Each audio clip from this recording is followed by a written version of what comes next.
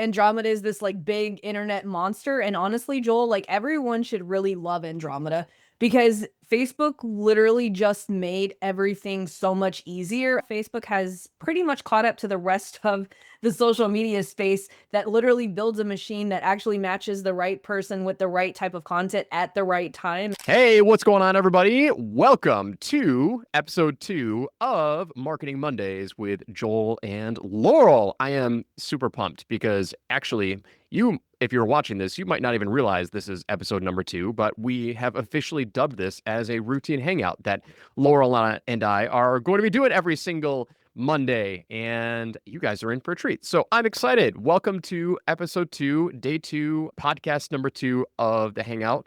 Laurel, how we doing? I am doing amazing. And can I just say that I think I am probably one of the luckiest people in the internet marketing space right now that I get to hang out with you on Monday. So that's awesome. It was funny. I was telling my wife this the other day. I was like, man, I was like, it's so awesome that I get to hang out with people that I've admired for so long. And so thank you for having me because this is really just, I've at least gotten a little past the fangirling, just a little bit. Yeah. Well, it's the honor is all mine. It's always fun to hang out with other smart people. And so when you keep putting value into the world, good things will happen. And here we are. So I'm excited that we get to keep doing this. Now, the goal of what we're trying to do here is to show up once a week and give you guys fresh perspectives, give you guys fresh content, give you guys fresh ideas on a couple of different angles. Number one, what's working now in the world of marketing and advertising. And number two, let's just, share with you our thoughts on the current state of the industry. I think a couple of topics that we want to, at least one topic that we want to talk about here today is something that is very top of mind for a lot of people running Facebook ads, and that is the Andromeda update. So I think we riff on that for a little while and see where it takes us because we don't really have a clear agenda, but let's talk about Andromeda and really it's a big hot button topic for a lot of people who are running ads. I think a lot of people are nervous about it. I think a lot of people have a lot of questions on it.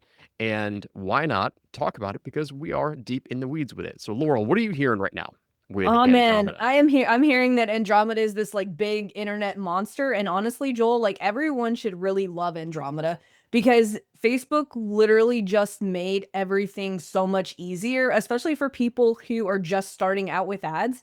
They don't have to do all of the complicated things that, we used to have to do, right? We used to have to know all these things like, stacking and dividing your lookalike audiences and doing, 5 or 6 sequences that went to these people and then these people. When really now Facebook has pretty much caught up to the rest of the social media space that literally builds a machine that actually matches the right person with the right type of content at the right time. And so if anything, it's actually leveled the playing field for so many people. So Yeah. I think a lot of people should, you know, breathe a sigh of relief that advertising has really become so easy to do. And the only people who want you to think that it's super hard are the people that obviously want to do it for you. That's just my own opinion. Yep. Yeah, I read some articles from Facebook and their white papers on what Andromeda really is. And in a nutshell, what I believe Andromeda is you got to think about. I don't think any of us can really comprehend the scale at which Facebook is like serving and working with advertisers. Like there's millions of us. And if you think about that, every single second of every day, there is new creatives that are being generated and being uploaded into the system. And Andromeda, what I understand, is more so like a simplified way to best help advertisers get their content to the right people. And so it's an artificial intelligent upgrade, which it obviously everyone knows that's the direction that we are heading.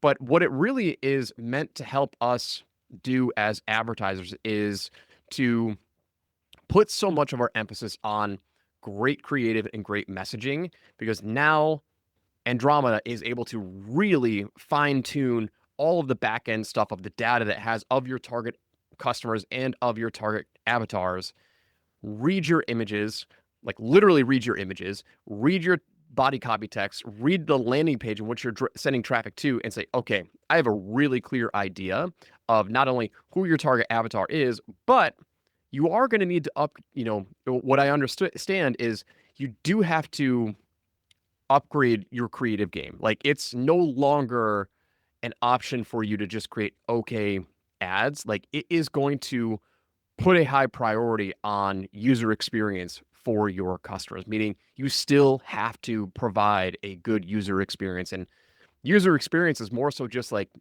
it's a way for them to say like, listen, I know like Facebook will know if people are going to click on this ad or not, right? Just from all of its other data that's collected on a daily basis, like what types of ads that they actually click on. And if you're not giving us good ads, like we're not going to prioritize you and it's going to be expensive for you to run ads. That's how I took it. And to be honest, it hasn't bothered me one bit, right? It's not that I need to create tons and tons and tons of new variations. Like we've always had to do that. Like you always have to just be, you know, people get this idea that once I run ads, like I don't have to do the content game anymore. And it's like that's not really true. It's like Yeah, you it's are even more still true now, not. exactly like you can't just like there's a strong benefit to running ads.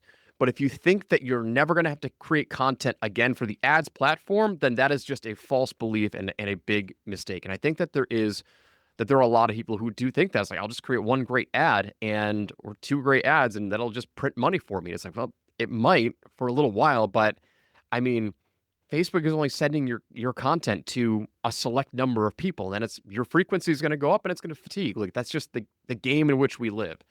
And so I love Andromeda. I think it's a fantastic update.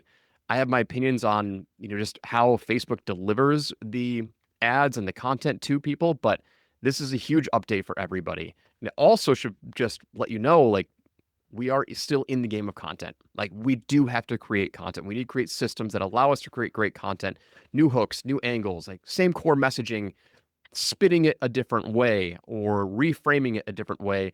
And Andromeda is just it's their AI update for how they can handle just insurmountable amounts of quantity of ads that we can't even comprehend. Like billions of pieces of content it has to sift through every single day. And now with AI creating so much more content, that volume is only going to accelerate. And so we really have to learn how to create great content. How do we create a great user experience so we can still maintain a high level of performance with our ads?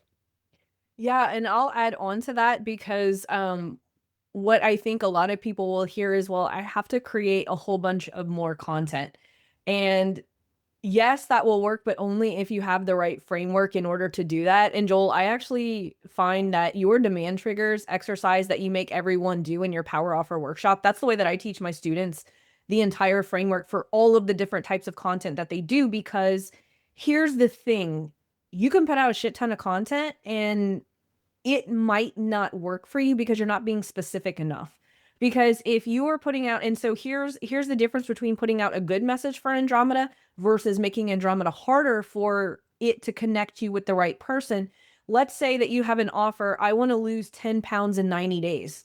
Andromeda is going to have a really hard time trying to connect you with the right person because there are so many offers and it doesn't know who to go find. Are we Mhm. talking college people, CEOs, or what type of person? And so now we have to actually know and talk to that very specific person because, like you said, Facebook is looking at the imagery, Facebook is looking at the videos. It's trying to match up and find that right person. But if you're not giving enough triggers to the entire system, it's going to take forever for it to find your audience. And I think that's what's happening because we were always told to go broad, right? Because it'll reach so many more people when you have a broad message. But now with Andromeda, we can't do that anymore. It's actually going to hurt you. And Andromeda is just not going to know what to do with your pieces of content. And so I always tell my students is like, think of Joel's demand trigger part of that workshop because that is going to allow you to exploit an entire pocket of people. Now, when I say exploit, I'm not talking about in a bad way. I'm talking about reaching every single person in that audience because if you've ever launched an ad and you're like, well, I'm targeting an audience size of 2 million people and you only have one or two ads, it's not going to exploit that entire 2 million audience.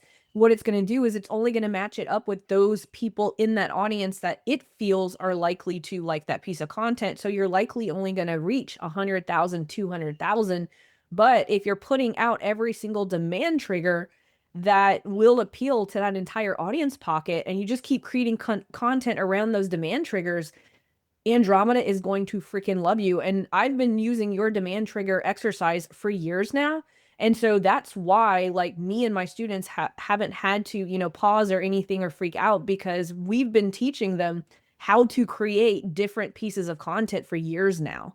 And so Yeah. as long as people understand that, it's not about, quote, the quantity, it's about the direct messaging and how many direct messages can we actually send out so the system can find the right people. Yeah. So what you have described is, I want to share my screen because the demand triggers are so important. So important. And this is a screen, or this is a an example that I've taught inside of my trainings for a very, very long time. You might be watching this and saying, well, what the heck is a demand trigger? And when I created the power offer like 6 or 7 years ago, it was as a product of hundreds of client intake interviews that I've done with just trying to help extract their offer, right? And so, Laurel, can you see my screen? Is it I showing? can, yeah. Okay, cool. And so I use this example of everybody's been at a grocery store and you walk through the checkout line, and that's where they have all of these magazines, right? And you ever wonder, like, how do people actually sell magazines? Well, obviously, you got placement of like putting them at the checkout counter, but like you're sitting there, you're waiting to get through the checkout line, and you're looking, and boom, this thing pops up, right? And it's, a beautiful woman, Jessica Alba. And, if you take a look at it and really understand what they are doing, this is what demand triggers are all about. Demand triggers are nothing more than your customer journey extracted through various stages of where they are in the process and what's relevant to them. So if I look at this health magazine, and the front and foremost piece of creative is Jessica Alba, super skinny, beautiful woman, right? This is the desire in which is attracting people and their eyeballs to go take a look at the magazine. It's like, oh, like I want to look like her and I want to feel healthy and skinny and all this other stuff. Like, so we're being attracted to the image based on the desired state. Now, what you should also understand is that this magazine has lots of content inside, and the core goal is to sell the magazine, right? Will Jessica Alba sell individual copies of this magazine? Yes, most likely, absolutely. However, what the magazine cover is also doing is you will see all sorts of different hooks or triggers around the outside that are speaking to many different types of potential customers. This one right here, Slim for Life, the 7 secrets to lasting weight loss, right? That's one individual demand trigger. The next one, Never Look Old, new skin savers, right? We're attracting people who probably care about their skin. And guess what? Jessica Alba has super, super clean, clear skin. Never Look Old, new skin savers. Another completely different demand trigger. Slash your breast cancer risk right now, page 116. Burn 800 calories in one fast workout. You, happy, calm, and control every day. 10 foods that boost your mood. So the whole goal is to attract people through a desire and then get them interested through various demand triggers around the perimeter, speaking to many different types of people who are most likely also interested in the desire. And that is desire and demand triggers. So this is what I've taught people for so many years. I think this is the most clear example of, of speaking to different demand triggers and understanding what the customer journey is, because like the whole goal of what we're trying to do is really the A to B customer journey. It's like a timeline marketing method, because when you have a potential customer in a problem state and you have some sort of solution, which is represented by the end state here, a lot of times what we think is our marketing message is just coming up with this end promise right here. Hey, I am going to help you lose 10 pounds in the next 30 days. I'm going to help you double your business through this awesome content marketing method. I'm going to help you achieve whatever result it is. And so a lot of times we only get stuck on trying to sell this end promise. When in reality, yes, that will probably grab a certain segment of your market, but in reality, how you help someone get from point A, which is their problem state, to point B, which is their end desire state, there's a lot of steps that happen in between them.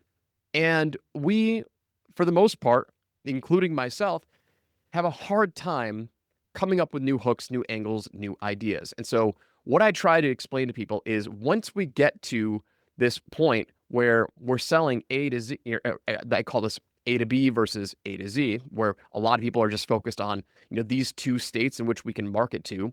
In reality, we have A to Z and a lot of steps in between, right? So if I'm getting to this end result here, which is, you know, this example that I share is, how to scale your agency without done for you service work. Well, guess what? There are a lot of steps in the meantime, which are all individual demand triggers. You have to build systems. You have to hire the right team and build that team. You have to create SOPs and delegation. You have to, hire a VA and train them as your COO. Like all of these things are potential demand triggers that now we can build around the perimeter of our magazine cover. And these are all different ways in which we can hook people in and get them interested in our services. So there's a little bit of a rambling there for you, but I wanted to just create a visual for what demand triggers really are.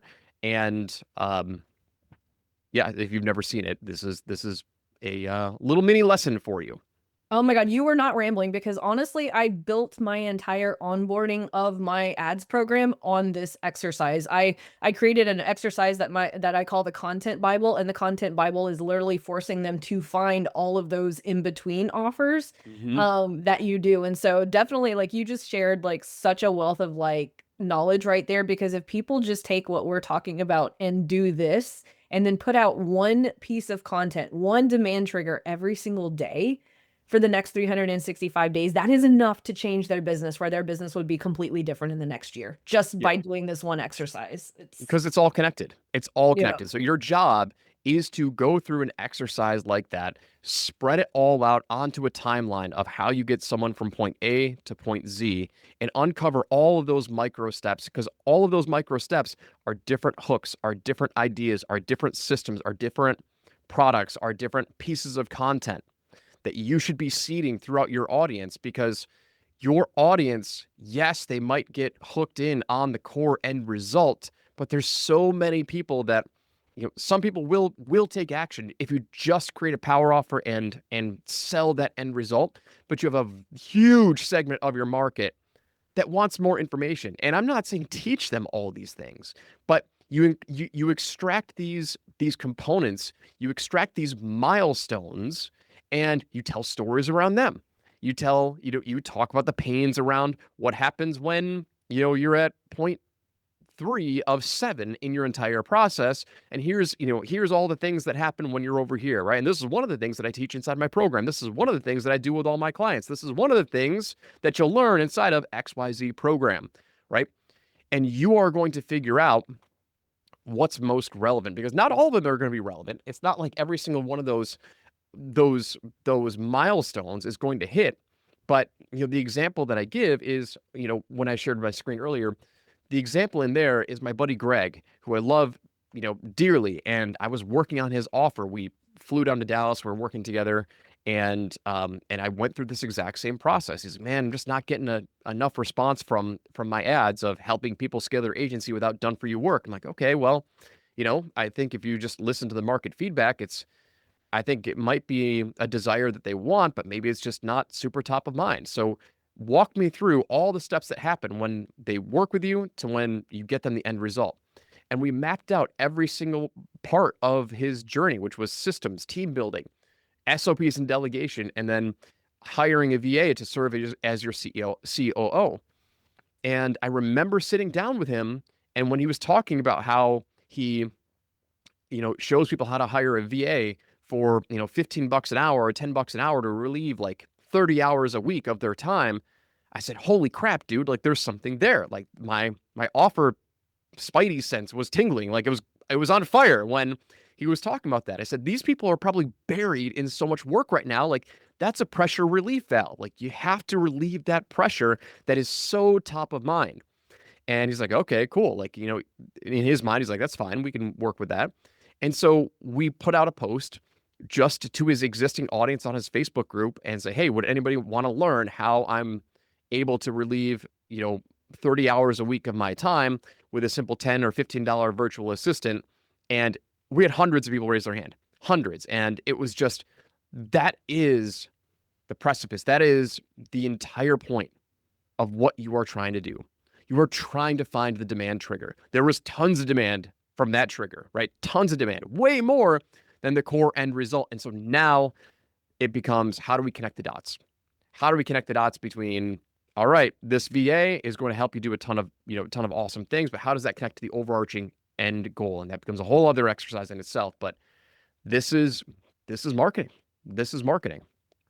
Yeah, and I like how you were starting to say, well, some people like to hear stories and all of that. And so like now that you've taught the whole demand trigger thing, I'll add an extra layer that people could actually take away from. What I tell my students is people actually consume content in 4 different ways, right?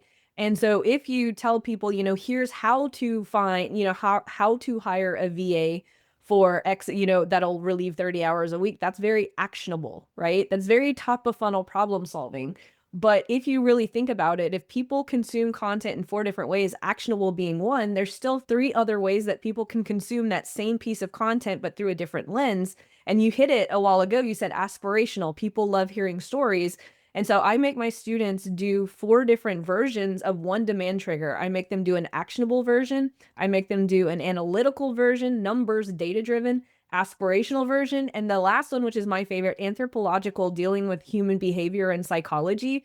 And so instead of having one piece of content or one offer that appeals to that one pocket of person that likes actionable, they now have 4. And Mm-hmm. so it's already multiplied, that one piece of content, and then they're actually able to talk through 4 different people versus one and get 4x the reach with that same piece of content.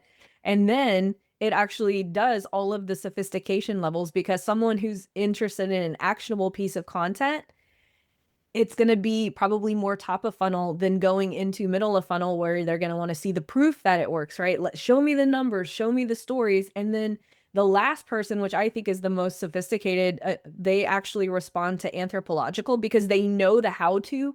Like, it's like we all know how to lose weight, but we know that there's something internal that's going on. And so they're willing to pay you the most money because they know that it's a them problem and not an actual external problem. And so that's the way that I like to expand on your demand triggers. And Yeah. and if you just do that, you will have more content than you even know what to do with. It's so funny how you can just multiply if you just add on those extra layers. Yeah. I want to expand on this because there's a lot of people that really just try and focus on, like, I just need the one winning ad. It's like, I Mm. get it. It's like you need that one that is going to bring in leads, is going to bring in sales, but it's never just about one ad that scales, ever. Talk to anyone who's spent, like, do you think Coca-Cola or the biggest brand advertisers on the planet, do you think they're working with a marketing team and say, go find me that one ad that absolutely scales? No, not when it comes to social media. Like, when it comes to maybe like television ads, and they're trying to find, create funny ads that have ad recall and stick. That's a totally different game. But the social media game, right? Do you think they're sitting there saying, hey, Mr. or Mrs. Agency or Mr. or Mrs. Creative Director, like, your job is to find that one winning ad that scales to the freaking moon? No, it's not. It is an ecosystem, right?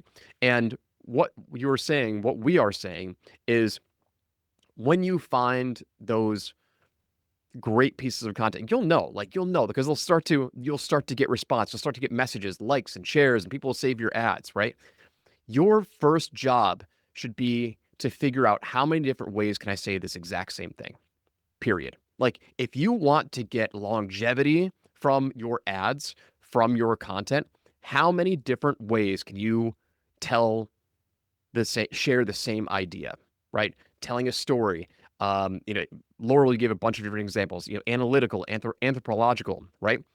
How many different ways can you remix it? Okay. How many different ways can you spin it? How many different ways can you get more people interested in the exact same message?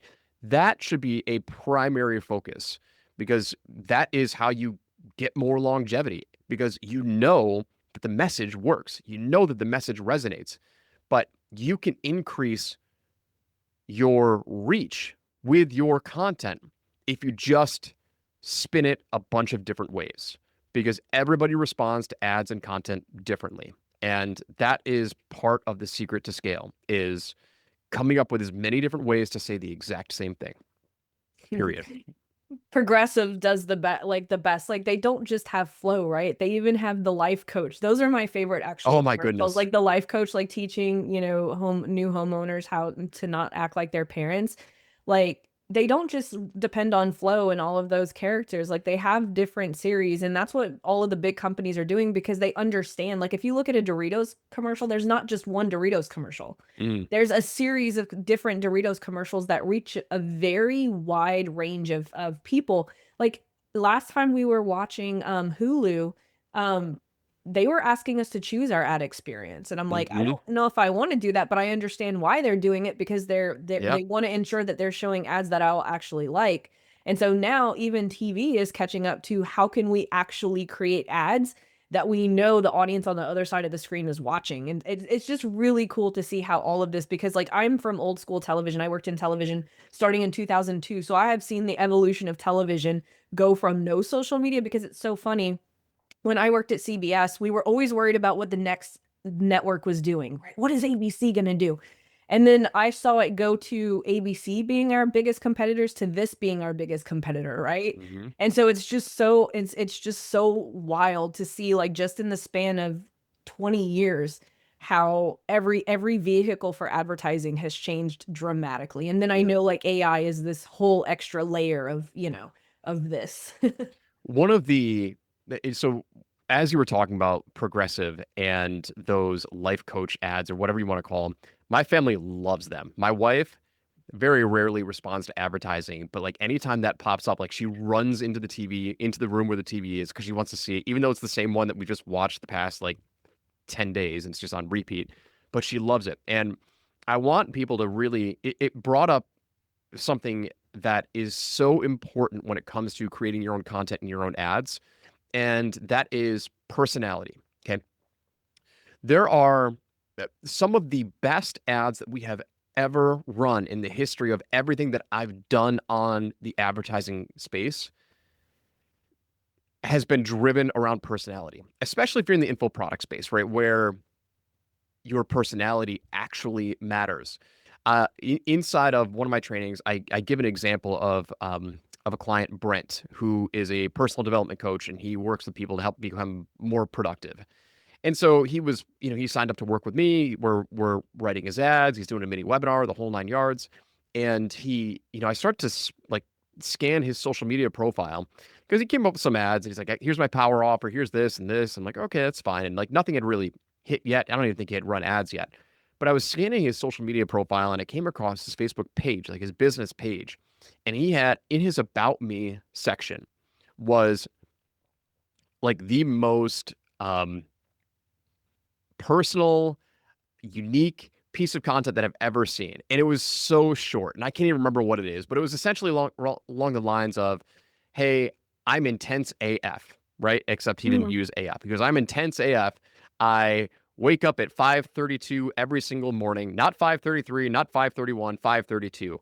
I have 176 grams of protein. I eat 32 ounces of chicken breast. Now, these are all made up numbers, but like I wanted to explain how specific I it is. remember that ad. It Yeah. is one of my favorite ads of all Yep. time. I take my wife out on a date, twice a week without fail. I love my kids, and like it was just here's everything about me and how quirky I am and how weird I am. But it was the perfect sales page, the perfect ad for what he was trying to do. And we were on a call together. I'll never forget this.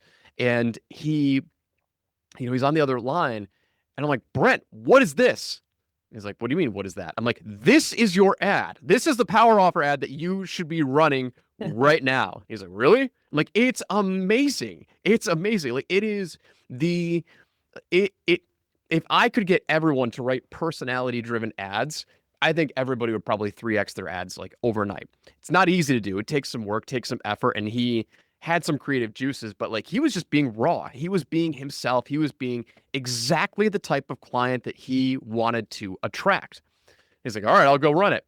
And he's super disciplined, super committed. So like the next day, he reported back. He's like, dude, I took that ad, ran it. I'm getting, you know, $3 opt-ins and like $27 cost per book calls. And these are the most qualified people that I've ever seen. I'm like, that's because your ad is doing exactly what it should be doing, is attracting your ideal, customer avatar.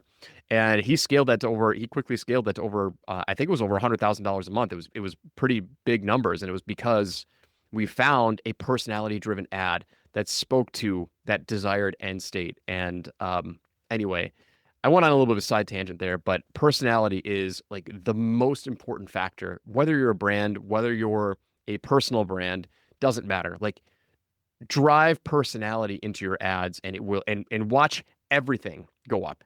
Everything go up. I have more examples that I can share. But one of my best performing ads was a GIF.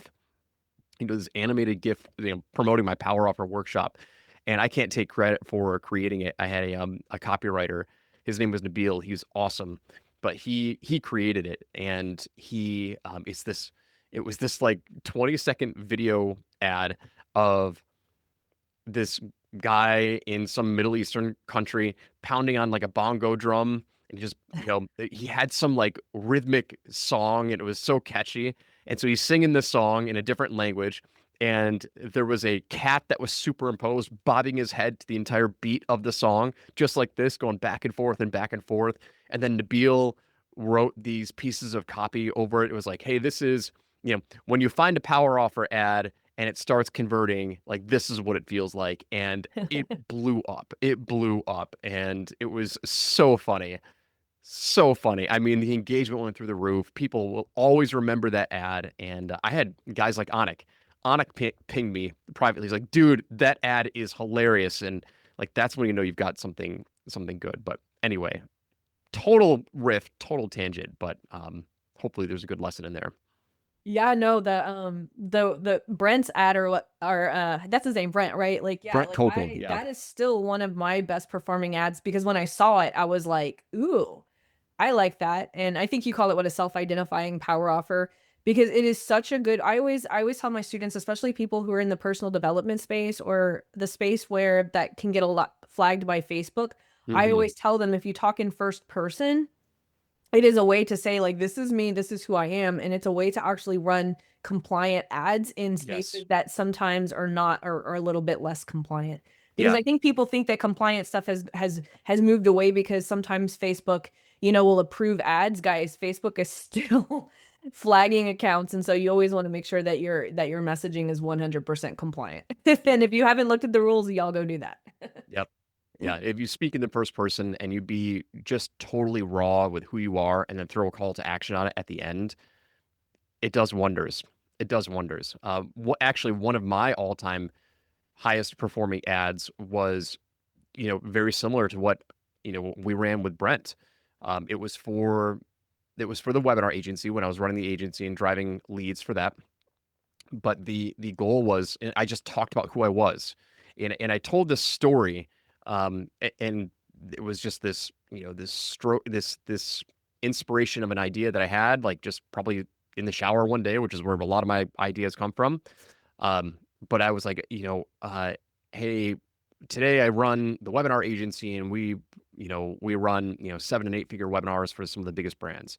But 3 years ago, I was just this nerdy engineer doing all these weird things. And, what I found is, the engineer in me and the creative side with webinars tends to be a perfect blend. And it's kind of like Jekyll and Hyde. And so anyway, that was like the idea of the ad. It was a little bit of longer form style copy, but it crushed it for us. Like, it was like, again, people are learning about me, they're learning about my style, they're getting a little bit of my backstory, and I just threw it all into an ad, and it was, it just set the world on fire in terms of like my performance. Like, it was a long running ad. It was building my brand. Lots of people. I got tons of clients from that. Tons. It was probably my all time like best performing client getting ad that I've ever had. I actually saved it. I have it somewhere on my computer, and like there is a link to my Facebook, the Facebook link. And I went through it the other day, and like Hormozy comments on it before he was who he is today. Like, this is back in like 2016, 2017. He was a client of mine. Then there were probably like 6 or 7 other people who commented on that post that were ended up becoming clients. I'm like, holy crap. Like, why did I ever turn this off? Like, I literally was looking at a client list in my in my feed, in the comments section, and I'm like, holy cow, that was a powerful ad. But anyway, it just injected personality into it, and so um, those are really good ads, just like Progressive.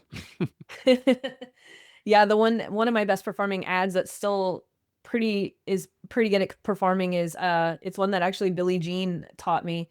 It's really easy. The premise is just there's nothing more frustrating than and then you have to like pick an enemy, right? And it's the simplest ad. Like if you guys hear it, you're like, there's no way that this girl made like 7 figures from this one ad.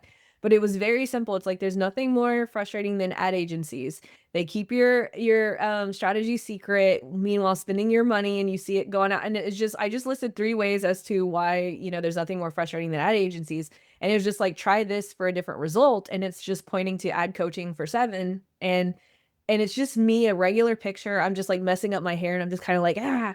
And it just has the word ad agency, and I just in Microsoft Paint or something, like Hmm. something stupid, like, and I just X'd out ad agency on it.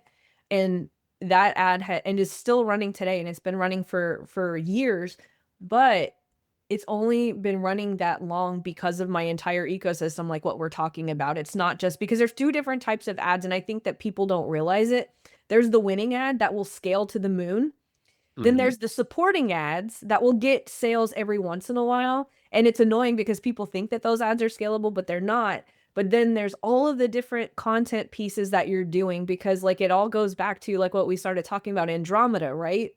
Because every time that you put out a piece of content, not just an ad, like I even taught my students stop talking organic versus ads because now to Andromeda it's all the same. Like if Hmm. I go and watch a video on YouTube and I see a new person that I've never seen before and I watch their video and I watch 2 more videos, I'm seeing this now, the latency of which I'm opening up Facebook and seeing that person's organic post as a suggested page to follow almost instantly. And so there's Andromeda that's happening outside of like people think it's just like the advertising space, but it is just a machine. And so I told my students stop thinking of organic versus paid. Now you have to think of a combined strategy for the reasons that you were talking about a while ago is because it's an entire ecosystem of content. The more that you can feed Andromeda all of this information, and how do we feed it information is through content.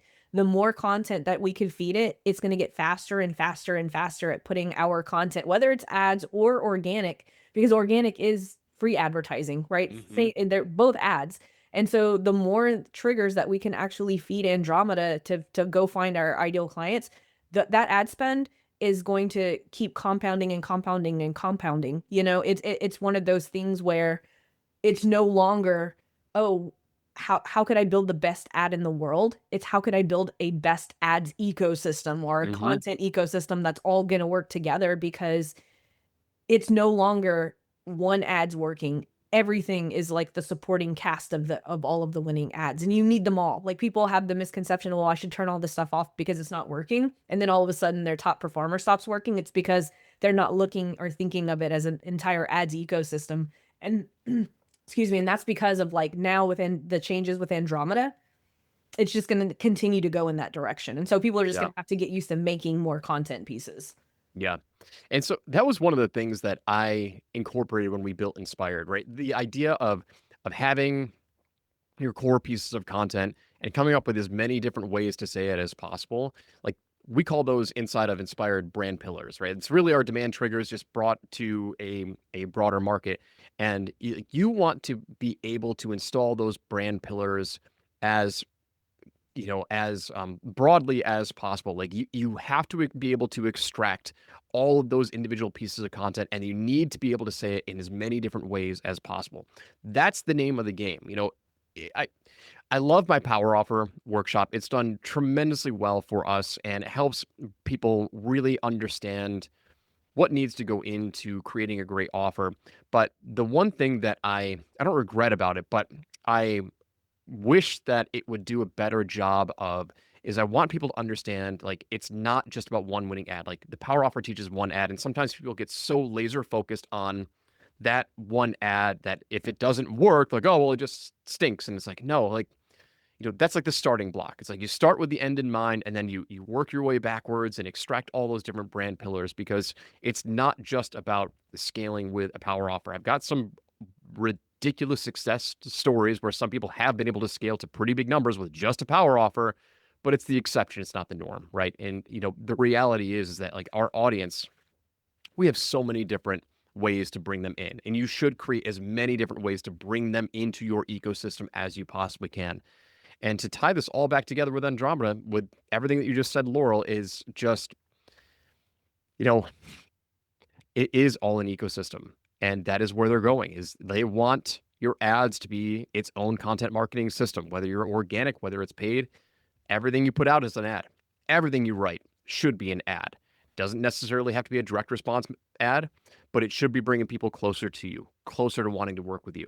And figuring out how to do that on a consistent basis and using ads to amplify that, that's the name of the game that we're in. Yeah, I mean, it's, there's no way out now. That's the only way. Like, you just have to, you have to be content. You have to be a content creator. I have this talk with all of my clients that are just like, they want to be more hands off, and I'm like, the game has just completely changed over it's, I think I saw a stat the other day, over 100,000 new advertisers are coming onto Facebook every single day. And Wow. so Andromeda could be your best friend, or it could be your worst enemy, because guess what? Let's say you do write this perfect ad, right? And it's like, you get your perfect client. Andromeda is a double-edged sword, because now you've told Andromeda, go find this type of person, but now it's found that type of person that will now see 5 of your competitors' ads at the same time. And so it's never been more important right now to stay Oh, to figure out ways to stay in front of your audience, because like, yes. it's not about being the best of the best. It's who can stay in front of their audience the longest that's going to win. Yes. Okay. You brought up an incredibly important point that I want everybody to listen to, because this is so true. Because you've seen it happen. You click on an ad, and then when you're done, whatever you're doing on that ad, you come back to Facebook or Instagram, and what's the next thing that you see? You see exactly what Laurel just said: 5 to 7 other competitors that are promoting the exact same thing or something very, very similar. So while that provides, like, they do that because it provides a very positive user experience for the user. Like, they wouldn't be doing that if it didn't provide a user experience that was net positive for the platform. And it's everything comes down to tailored content. It knows that you really like these UGG boots. Well, guess what? You click on that ad, it has 400 competitors lined up to bid for your space. And that's how Facebook wins. That's how the users win. And the only way to get around that is, like, think about it now from a user experience. You just get bombarded with 5 other competitors. Well, now you've got a lot of different decisions to make. Either you bought it, or either you bought one of them or you didn't. Most people are not going to buy. So how do you continue to capture that market? Is you have to stay in front of them with lots of other content, lots of other creatives, lots of other, unique ideas. Think progressive, right? Like, how can you tell a story that makes them laugh? How can you connect with them in a different emotional sense to bring them even closer and closer and closer? We have a client who just came on for Inspired, and they run a knife company. So they manufacture knives. And so one of the things that we do with all of our clients is we do a creative intake process. So we extract all of their demand triggers, all of their brand pillars for them, so they don't have to worry about it. One of the things that we are highlighting for their middle of funnel content ads is that, like, their target demographic are, they're probably, 60 to 70 years old, and they really focus on passing down knives for their generation. Like, that's a big pillar for them. So we created all these images that showcase a grandfather handing a knife to their son as, like, a legacy knife. And I can't remember exactly how it was framed, but like, the ads were fantastic. And like, that is how you win customers, right? Is you're telling stories and you are telling these transformational experiences that it's not just, this is the sharpest knife on the planet. It's like, no, you know, you are, handing down these tools from generation to generation, right? This is something that you can hand down and give to your son, give to your grandson. And so the images were all, they're in the the outdoors. They're in the backwoods country by a fire, and he's handing one of the knives to his grandson. Oh, it was like, I'm not into knives, but I'm about to get into knives, because it was like really, really personal. And like, those are the things you have to bake into your messaging. Those are the stories that you have to bake in. And, and figuring out how to do it is the name of the game. Yeah, this one is one of my favorite marketing stories. I don't know if I heard it from you. Probably, I don't know, because I used to like binge your podcast very, very regularly. But they're one of my favorite stories is that they went and bought a whole bunch of items like from a garage sale, and they listed all of the items on eBay, but they did two separate listings. One one of them, they told a story like, hey, this was an ashtray, and every single day my grandpa was smoking, and every day I would see him put his stuff out in that ashtray, and they just gave every single item a story, and they listed them on eBay, and then they listed the items without stories, and the items that actually had the stories made six figures more than the items without the story, like Yeah. just because they added a story. Yeah. It's one 100%. Man, like stories sell like so freaking well. I don't think you got that from me, but it reminded me of there's a his name is Jimmy Parent, and he is a copywriter, and he was doing these ads, and he was just kind of like documenting it. He was trying to sell. He was creating these funny ads to sell stuff on Facebook Marketplace, and it's a very very similar story to what you were talking about, but it crushed. I mean, he would sell. I think he was like trying to sell this couch, and he's like, "Oh boy, let me tell you about this couch." And it was like how his kids just destroyed it, how they were jumping from the mantle and jumping on the couch. Like it's a used couch, a used couch. He's selling just kind of like garbage. I think he was trying to get some cash for it instead of throwing it to the curb. And I'm probably butchering it, but anyway, he injected comedy into his ads to sell just everyday products to get people bought in to really wanting this specific product. And he would do it on Marketplace. He'd write these funny ads. It was hilarious, but that's what everybody should be doing. I honestly think that like that's how you win the game of marketing. Period. I don't care if it's Andromeda in 2026 or whatever the next ad platform is going to be in 2036. Like stories sell, humans are going to be buying, and figure out how to inject it into your campaigns. Yeah, it's so funny because like people started like imagining their own children on that couch. It's just so psychological. People don't realize that it's less about the buttons, and it's like 95% of what we talked about today. Like ads are 95% of what you and I talked about today because like to your point, do you think, I tell my students this all the time, do you think Tony Robbins cares what objective his ads team chooses? Like he's probably just like, put out the ads and they're gonna convert, and it's like people just don't realize like it's not about the buttons or the little optimizations or the bid strategy or anything like that, 'cause I don't care about any of that. Like most of my ads that I run are reach campaigns, and they still sell, but it's because it's like a part of an entire like ecosystem of Hmm. things. And so if anyone has gotten anything to pull out of this conversation, I know Joel and I like threw a whole bunch of stuff at you guys, but if like every single day you just put out one piece of content that solves one person's problem, if you just did that and were very specific on the type of person and very specific on the problem, you would win. Because guess what? 90% of people are not even doing that. Yep, 100%. All right, well, we're gonna wrap up today, so we're coming up to the top of the hour. This is fantastic, Laurel. I really enjoy this, so hopefully you enjoy this as well if you're listening. So if you do enjoy this content, go follow Laurel. Laurel, where can they find you? Yeah, go to YouTube at The Laurel Show or Instagram at The Laurel Show. Either way.